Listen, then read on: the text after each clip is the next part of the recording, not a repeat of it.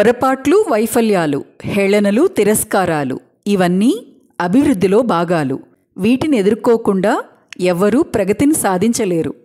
ప్రశ్న ఏదైనా సరే ప్రేమతో బదులిస్తే మనం గడిపే ప్రతిరోజు అందంగా ఉంటుంది. కాకి, కోయిల రెండూ అరుస్తాయి. కానీ కాకిది గోలంటారు, కోయిలది పాటంటారు. బదులిచ్చే విధానంతోనే సగం ప్రపంచాన్ని గెలిచేయొచ్చు.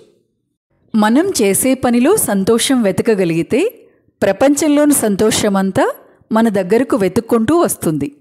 మనం తీసుకునే ఆహారం పవిత్రమైనప్పుడు మన మనసు పవిత్రమవుతుంది.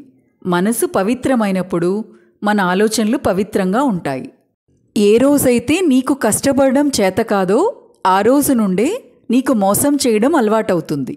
సహనం నీకుంటే సకలం నీదే. వినయం నీకుంటే విజయమూ నీదే.